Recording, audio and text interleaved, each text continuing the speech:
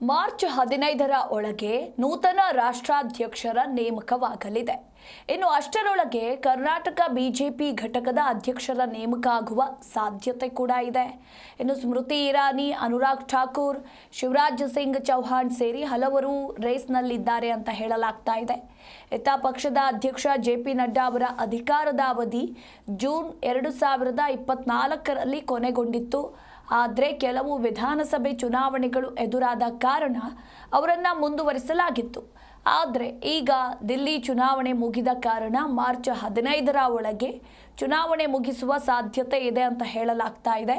ಇನ್ನು ಕರ್ನಾಟಕ ಸೇರಿ ಹಲವು ರಾಜ್ಯಗಳ ರಾಜ್ಯಾಧ್ಯಕ್ಷ ನೇಮಕ ಕೂಡ ಶೀಘ್ರವೇ ಆಗಲಿದೆ ಅಂತ ಹೇಳಲಾಗ್ತಿದೆ.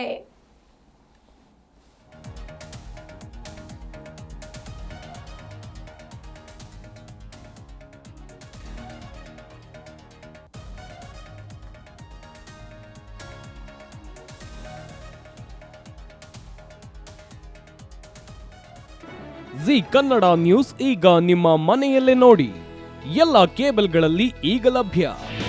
ನಿಮ್ಮ ನೆಚ್ಚಿನ ಜಿ ಕನ್ನಡ ನ್ಯೂಸ್ ಈಗ ಸನ್ ಡೈರೆಕ್ಟ್ ನಲ್ಲಿ number 292, Tata play number 1664, Jio TV number 1334, NXT digital number 30, in cable number 30, city networks 51, U digital number 162, GTPL number 17, Rockline telecommunications number 42, Shri Basaveshwara cable number 168, rural cable network 60, Vinayaka digital 57, Abhishek cable 821, city channel 53, Siddeshwara cable network 57, V4 digital Infotech 628, Surya digital networks 53, Gajanan digital number 836, Malnad Infotech Private Limited number